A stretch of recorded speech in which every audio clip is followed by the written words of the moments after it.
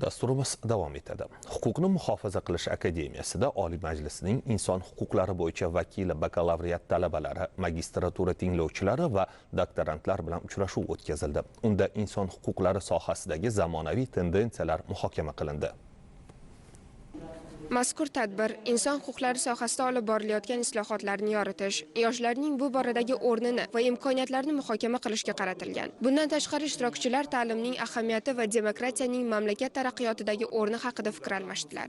Uchrashuv davomida keyingi yillarda O'zbekistonda amalga oshirilayotgan islohotlar, ya'ni inson huquqlari sohasida va demokratik islohotlar, ya'ni demokratiyani rivojlantirish, yoshlarni faolligini oshirishga qaratilgan va yoshlarni faolligi natijasi rag'batlantirishga qaratilgan islohotlar bo'yicha bizga ma'lumotlar berib o'tildi. Suhbatda men o'zimga olgan katta ma'lumotlardan biri qiynoqlarni oldini olish bo'yicha amalga oshirilayotgan islohotlar bugungi kunda juda foydali va inson huquqlarini ta'minlashda juda yuqori ahamiyat kasb etayotganligini biz tushunib oldik va ombudsmanning boshqa huquqni muhofaza qiluvchi organlar bilan faoliyati bunda faoliyatni rivojlantirishda, inson huquqlarini ta'minlashda keng ko'lamli ishlarni amalga oshirilayotganligini guvohi bo'ldik.